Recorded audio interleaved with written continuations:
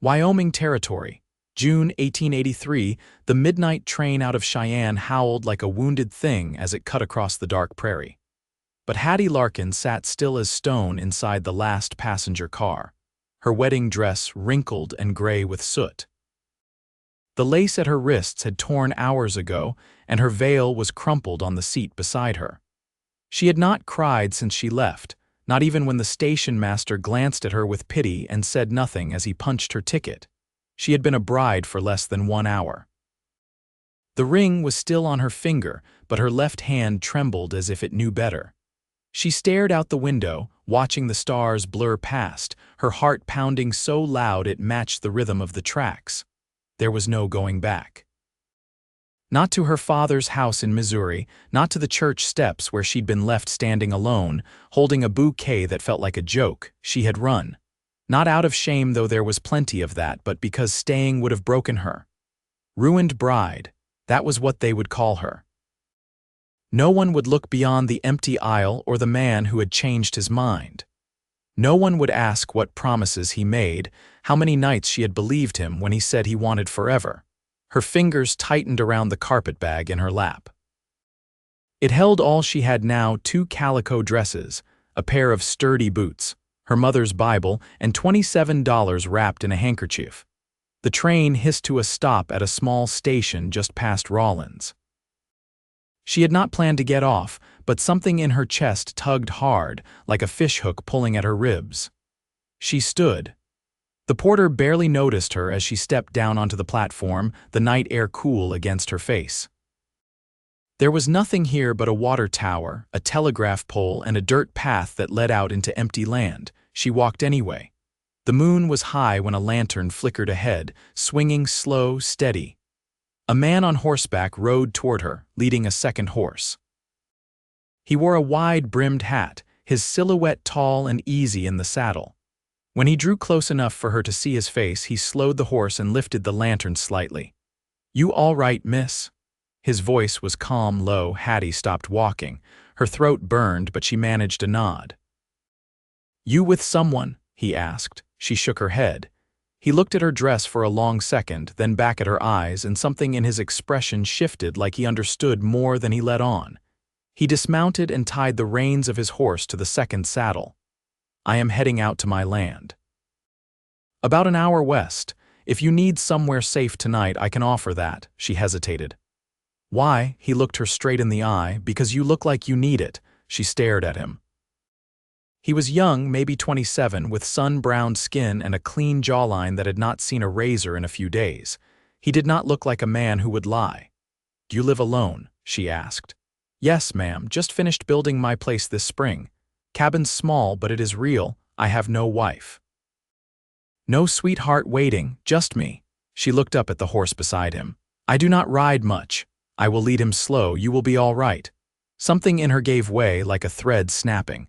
She nodded once. He helped her up into the saddle, careful not to touch her more than needed. Then he climbed onto his own horse and led the way, the lantern swinging from his saddle horn. They rode in silence for a long time. The land opened up around them, vast, quiet, broken only by the far-off howl of a coyote. Hattie had never felt smaller and yet more free. He finally spoke. "My name is Lowell Owens." She glanced at him. "Hattie," he nodded. "That name suits you." She did not reply, but she did not look away. By the time they reached his land, the moon had dropped low. The cabin sat near a creek, smoke curling from a chimney. A corral waited behind it, empty but well kept. The porch was new wood, pale and clean. He helped her down and unlocked the door, stepping aside so she could enter first. Inside, a fire crackled in a stone hearth. The walls were simple pine, the floor swept clean. There was a small table, 2 chairs, a narrow bed against the far wall, and a wooden trunk at its foot. "I can take the cot by the fire," Lowell said, already laying out a blanket. "You sleep in the bed. I swear you are safe here." Hattie stood in the doorway, unsure. "Why are you being kind to me?" He looked up at her, quiet for a beat. "Because I remember what it felt like to start over." She turned away before he could see the tears rise. She set her carpetbag down, took a deep breath, and walked toward the bed. The next morning, the sun came through the curtains in soft strips. Hattie woke to the smell of coffee and bacon. She sat up slowly, her muscles sore. Lowell was at the stove, sleeves rolled up, hair damp from washing. He glanced over. "Figured you would be hungry." She looked down at the dress she still wore and felt heat crawl up her neck. "I will wash up," she said, standing. He pointed to the back door. "There's a pump out back, towels on the rail." She nodded, stepped outside, and let the cold water sting her skin awake. When she came back in, her hair braided and her face scrubbed clean, Lowell was setting 2 plates on the table. He pulled out a chair for her. "Thank you," she said softly as she sat. He gave a small shrug. "You are welcome." They ate in quiet, the kind that did not strain. She noticed the way he glanced at her sometimes, like he was trying to figure something out but not press too hard. After breakfast, she stood and gathered the dishes. "You do not have to," he started. "I want to," she said. "I need to feel useful." He nodded once and let her. They spent the day working side by side. He fixed the fence around his corral while she swept the porch and scrubbed the windows. She found a rhythm in it, task after task, that kept her hands busy and her mind quiet. That evening, they sat on the porch as the sun dipped low behind the hills. He handed her a cup of coffee, then sat beside her, not too close. "You planning on staying in Wyoming?" "I do not know," she said. "I did not plan much of anything after the train." He turned the cup in his hands. "Well, I got space here, not much, but it is honest. If you want to stay a while, you can." She looked at him. His face was steady, open. "I would not be trouble." His eyes met hers. "Not at all." That night, as she lay in the bed and listened to the steady sound of Lowell breathing from the cot, something in her chest eased. She was not sure what tomorrow would bring. But for the first time in weeks, she did not feel ruined, she felt safe. And that was a start. The second morning broke cooler, the sky pale with thin clouds and the scent of sage lifting softly on the wind. Hattie stood at the edge of the creek behind the cabin, her sleeves rolled above her elbows, scrubbing the hem of her muslin dress against a flat stone. The water numbed her fingers, but she kept working until the faint brown streaks faded. The cabin door opened behind her. Boots crunched dry grass. "You don't have to do that out here," Lowell said. "I can string a line inside for you. It gets warmer in the kitchen come midday." She didn't turn. "I like the cold water," she said, rinsing the fabric one last time. "It makes me feel awake." He didn't answer right away. Then, "I was thinking about heading into town. I need flour and the mule's hoof needs checking. You could ride along if you'd want." Hattie wrung the cloth between her hands. "What town?" "Medicine Bow. It's a ways east." Her arms stilled. "Will anyone know you there?" He stepped closer, careful, like approaching a green horse. "A few. I've traded at the dry goods store, that's all." "I'd rather not be asked questions yet," she said quietly. Lowell didn't press. "All right, I'll leave after breakfast. If you think of anything you need, write it down." "I don't write much," she said. He paused. "Then just tell me." She nodded once. By the time he rode out, the sun had cleared the ridge. Hattie stayed behind, sweeping the hearth, gathering the eggs from a nesting box out back, and boiling water for the tin tub.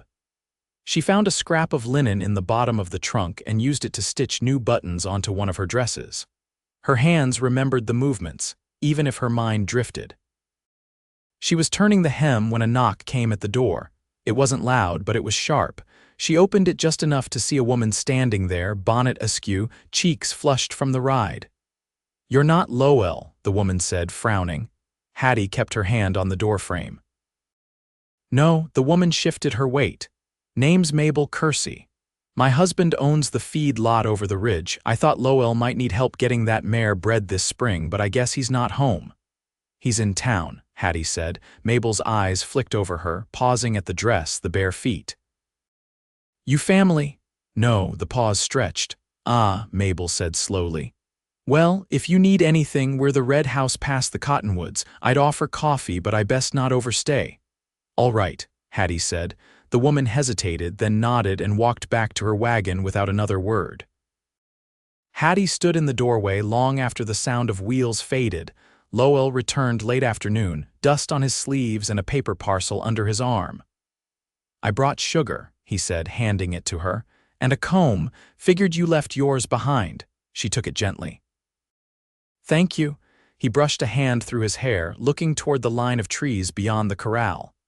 Did you get company while I was gone? Woman came by, said her name was Mabel. His jaw worked slightly. She's quick to nose around, you say much. Only that you were out, he nodded. That's fine then. They stood in the yard, the wind tugging softly at their clothes, the light starting to turn gold. You trust people easy? Hattie asked. Lowell met her eyes. No, not often, but I trust you. She looked away.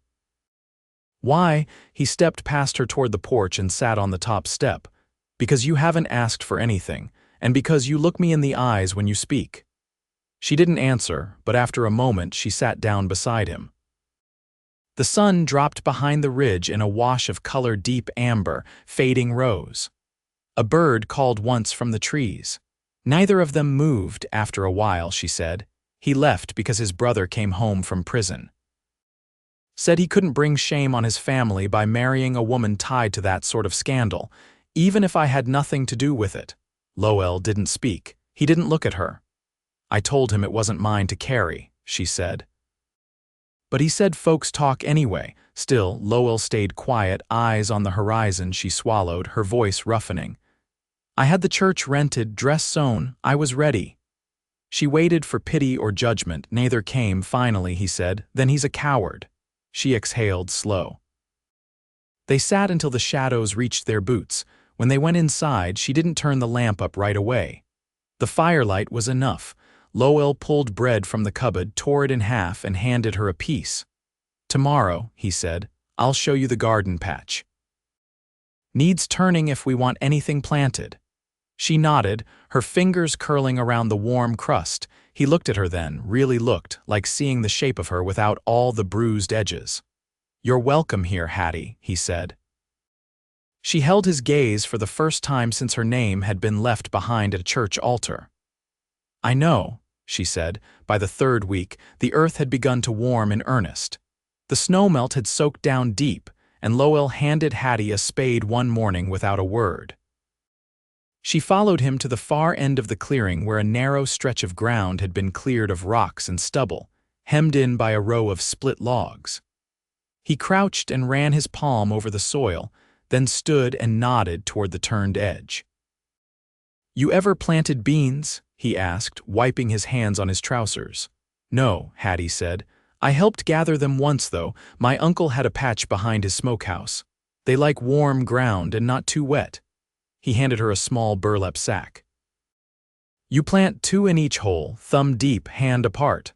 I'll run the line down. She watched him stretch a length of twine between 2 stakes, anchoring it taut and straight. His movements were practiced, not rushed, and she found herself watching the set of his shoulders a little longer than she meant to. By noon, they'd planted 3 rows. Hattie's palms stung, but it was a good kind of sore, the kind that kept her steady.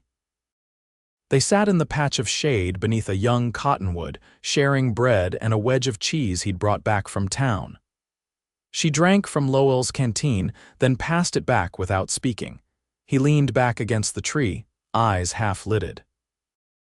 I once thought about going to San Francisco, he said. Before I bought this land, saved near a year for it. But you didn't go. He shook his head once.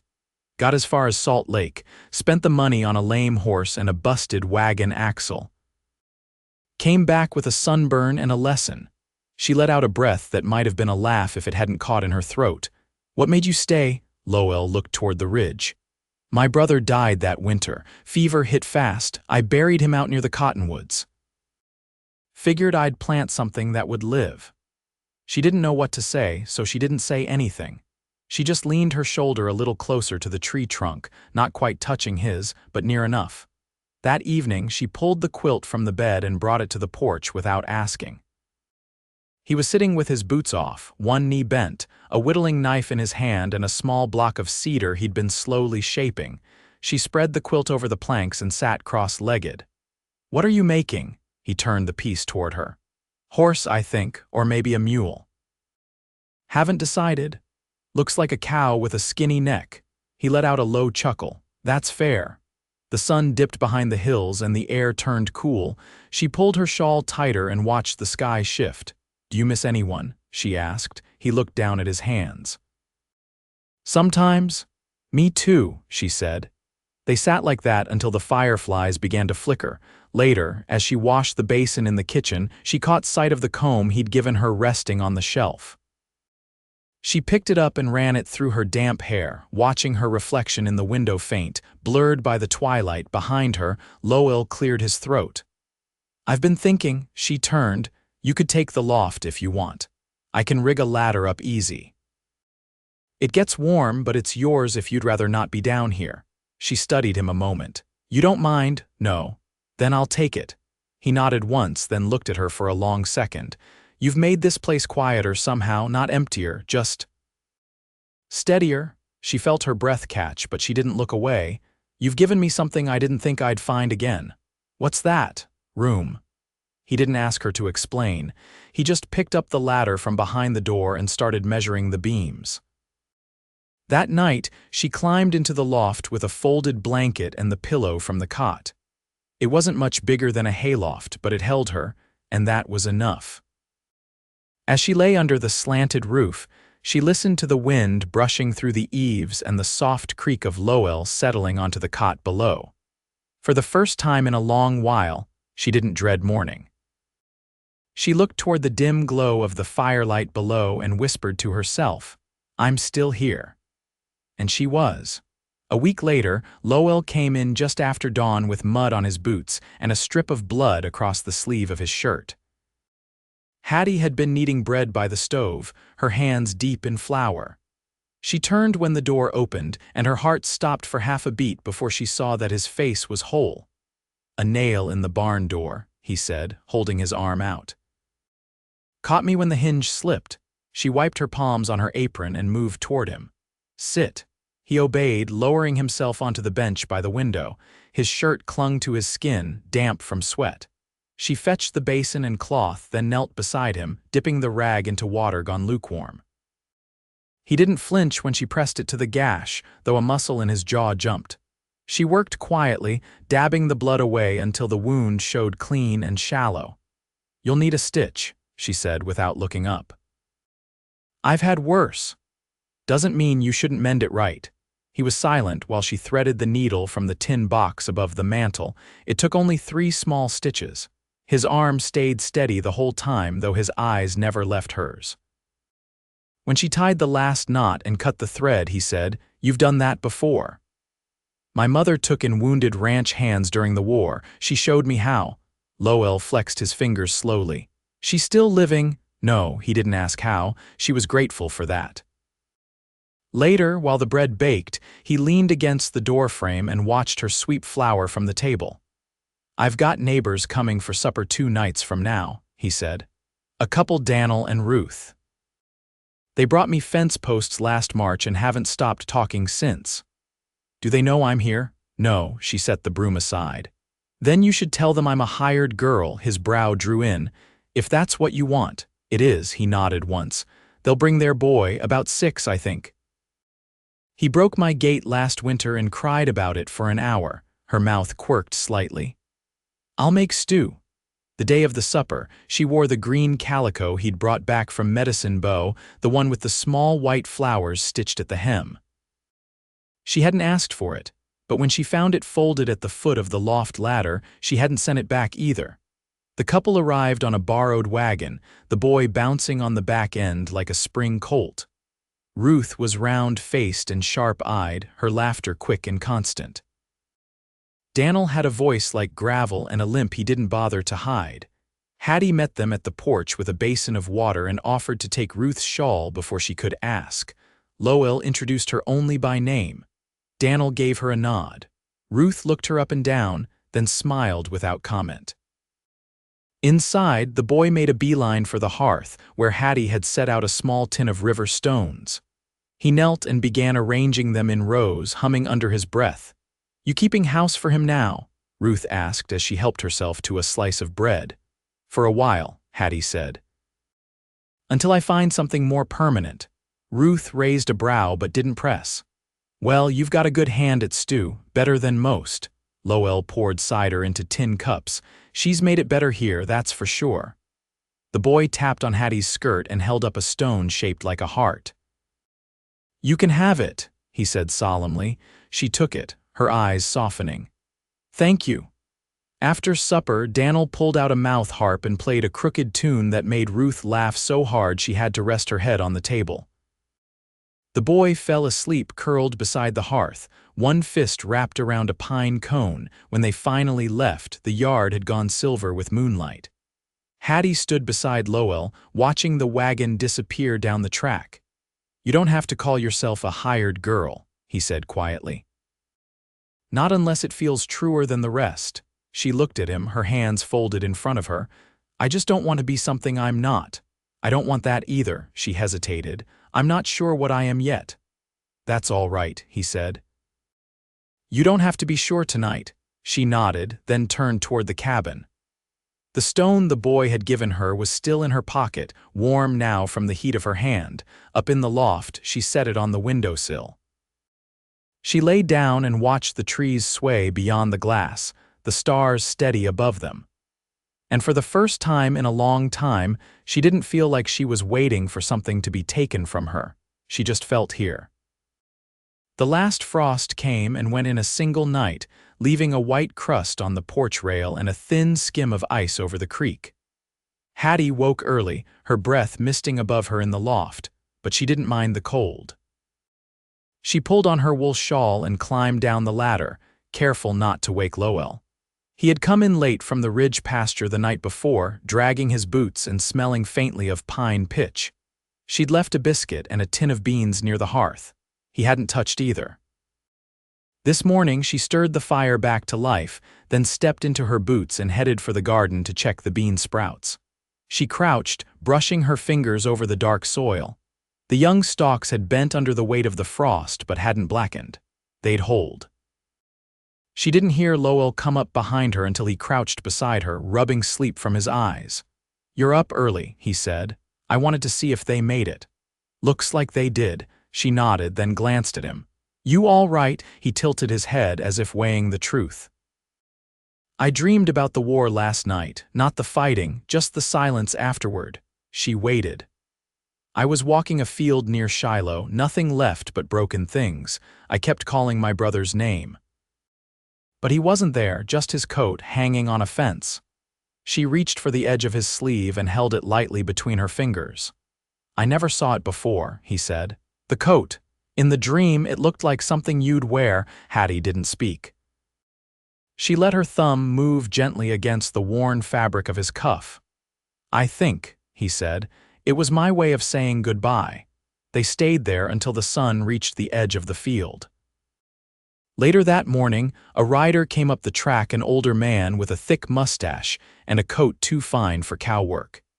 He dismounted with a grunt and introduced himself as Emery Cask, a land assessor out of Green River, come to settle a boundary line.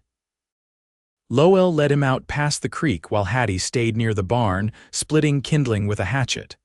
She saw them stop and talk near the cottonwoods, Emery pointing with a long stick, Lowell silent beside him.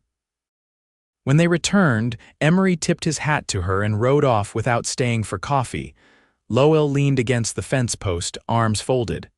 "What did he want?" she asked. "Says a new parcel was sold east of us. Wants to mark the line. Might be someone building near the ridge come summer." "Do you mind?" He shook his head. "Depends who it is. If they keep to themselves, I don't need more than that." She watched him a moment. "You think you'll always stay here?" He met her gaze. "I do now." That night he brought in a crate from the lean-to and set it on the kitchen floor. Inside were boards, hinges, and a folded bolt of muslin. Hattie knelt beside it, brushing her hand over the cloth. "What's this for?" "I was thinking," he said. "You ought to have a room of your own. One with walls."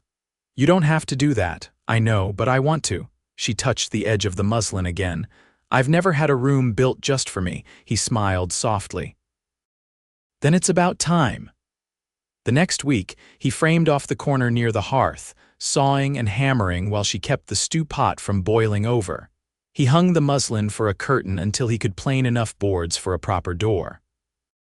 When it was done, she stepped inside, ran her palm along the shelf he'd added beside the bed, and turned to him. "I don't know what to say." "You don't have to." She crossed the small space in 2 steps and rested her hand against his chest, just above his heartbeat. "I don't want to leave," she said. He placed his hand over hers. "Then stay. I mean it." "So do I." She tilted her face up. "You're sure?" "I've been sure since you made this place feel like home." He kissed her, then slow, steady, nothing hurried. The kind of kiss that felt like it had been waiting for spring rain and found it in her. They were married 2 weeks later, under the cottonwoods. Mabel brought wildflowers in a tin pail, and Daniel said the words with a grin tucked beneath his beard. The boy scattered pebbles in a circle around their feet and declared them lucky. Hattie wore a clean dress with a blue ribbon Lowell had found in town. He wore his best collar, crooked as ever. When the sun dropped low, they stood alone on the porch, arms around each other, the land stretching wide and quiet before them. "I used to think I was meant to be alone," she said. "Me too. But I was just waiting for the right company." He kissed her temple. "You're not waiting anymore." Years passed. The garden grew to double its size, beans, squash, even sweet corn when the weather allowed. Lowell added a second room to the cabin, then a third. They never left the land. They didn't need to. Hattie taught the boy from down the ridge how to read. She kept the heart-shaped stone in the windowsill above their bed. Lowell built her a bench beneath the cottonwoods, where she liked to sit in the evenings with her mending. He always joined her, even when his knees ached. They never spoke of the church she'd left behind or the brother he buried alone. Those griefs faded like mist, replaced by days full of work and warmth and small joys. The scent of bread rising, the sound of rain on the roof, the hush of hands finding each other at the end of the day. They grew old together, slowly and without fear, and they never stopped loving each other, not once.